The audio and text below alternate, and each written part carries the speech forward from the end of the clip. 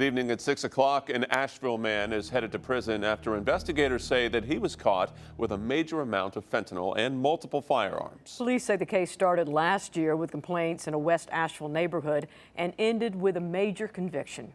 Heath Thomas Rice has been sentenced to between 7.5 to 10 years in prison. He's also been ordered to pay a $750,000 fine. News 13's Elijah Skipper is live outside the Asheville Police Department. And Elijah, this case took a lot of work. How were detectives able to build it and get this conviction?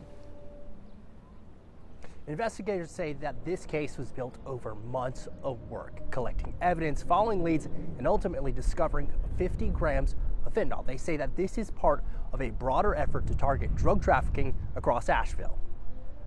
We're very proud of our detectives in this case. There's a lot of follow-up and follow-through.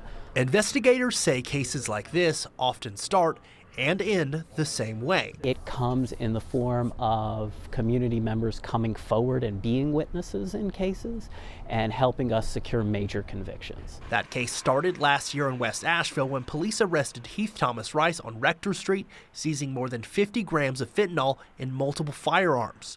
And from that, illegal cash falls out, loads of illegal narcotics, especially fentanyl, which is most concerning. And while police are making arrests, the data shows fentanyl is still hitting the community hard.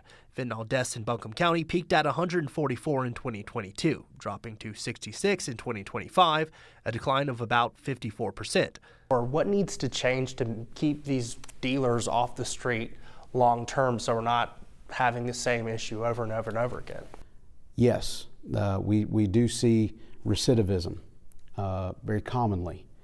And at the same time, humans are very adaptational creatures. And if I'm really good at something and I can make a lot of money doing it, it would take a very significant motivator for me to change my behavior. Yes, it can be frustrating, and at the same time, there is no instant solution to that problem. As long as there is a demand, people will find a way to bring the supplies. So where is it coming from? Investigators say what's happening in Asheville is part of something much bigger. The most prevalent ones we're seeing right now are starting a port in either Charleston or Wilmington, and they'll make their way from there usually by vehicular traffic or vehicular transportation. Which is why investigators say cases like this matter, but are also a reminder. The addiction itself, what it leaves behind is a wake of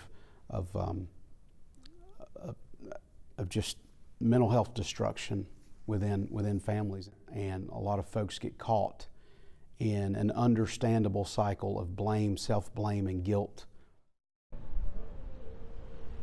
And again, investigators say that community involvement is key here. They're encouraging residents, if they see anything suspicious, whether that's a high volume of traffic or potential drug activity in their neighborhood, to either contact them directly or through their anonymous tip line.